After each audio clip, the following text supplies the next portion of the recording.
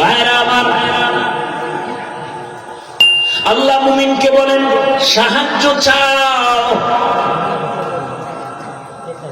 সাহায্য চাওয়ার জন্য আল্লাহ বললেন মুমিনকে। এখন এখানে তিনটা কথা, সাহায্য কেন চাইব, কিভাবে চাইব, কার কাছে চাইব, তিনটা কথার জবাব। আল্লাহ মুমিনকে সাহায্য চাইতে বললেন কেন?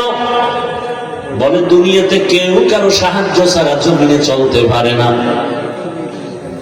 দুনিয়ার কেউ সাহায্য ছাড়া চলতে পারে না।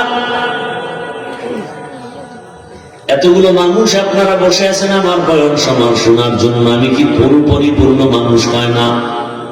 এখানে আসা পর্যন্ত আমার গাড়ি লাগছে, গাড়ি টেনে আছে আমার ড্রাইভার। গাড়ি যদি একটু নষ্ট হয় আমার আসতে ঝামেলা।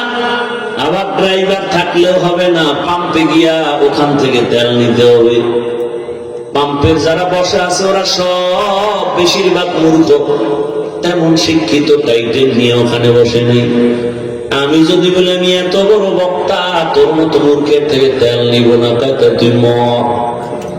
কারণ আমাকে গরিবের কাছে আসবি না, তোর গাড়ির মধ্যে জীবনে তেল যাবে না। আল্লাহ কোন মানুষকে স্বয়ং সম্পূর্ণ বানান নাই। আল্লাহ সাহায্য চাইতে বললেন কেন?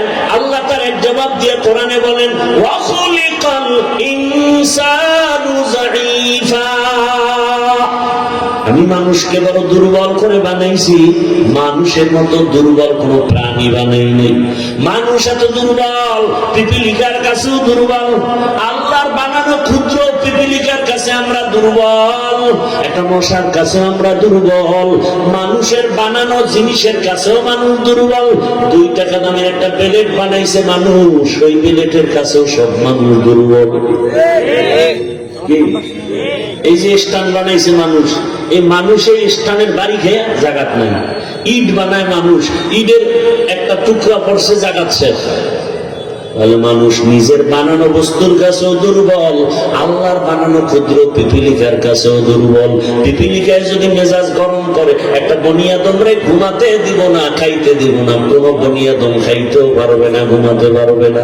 মশায় যদি আন্দোলন শুরু করে, আদম সন্তানের কপালে আর ঘুম জুটবে না। কি জিন্দেগি বরবাদ হয়ে যাবে। তাহলে আমরা মশার কাছেও দুর্বল, পিপিলিকার কাছেও দুর্বল, আমাদের মতো দুর্বল কোন প্রাণী নাই। এই কথা যেমন সত্য, আমাদের মতো শ্রেষ্ঠ জমিনে কেউ নাই, এ কথাও সত্য।